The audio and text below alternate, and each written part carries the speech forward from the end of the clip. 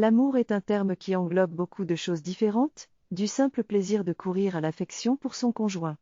Mais au fond, l'amour est le désir d'être désiré, et la question de la désirabilité est au cœur de nos préoccupations. Autrefois, nous trouvions notre place dans la communauté en nous soumettant à ses règles, mais la modernité a détruit ces repères traditionnels, et nous sommes livrés à nous-mêmes. Nous sommes libres de valoriser ce que nous voulons, mais cela signifie aussi que notre valeur est en permanence en question. Ainsi, nous accumulons de façon hystérique des symboles de notre désirabilité, que j'appelle le capital séduction.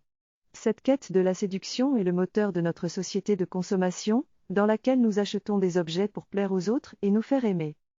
L'amour des années futures pourrait être marqué par une course à la séduction et une accentuation de notre narcissisme. On pourrait par exemple utiliser des sites internet de rencontres où l'on fonctionnerait avec des points de capital séduction.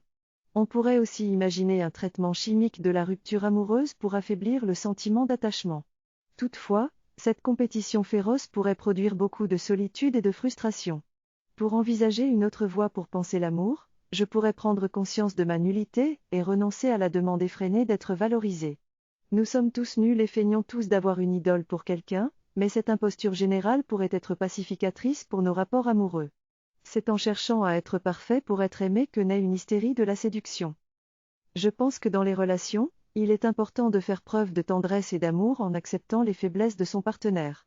L'autodérision peut être un moyen charmant et joyeux de montrer de la tendresse dans un couple qui n'est plus soutenu par les contraintes traditionnelles.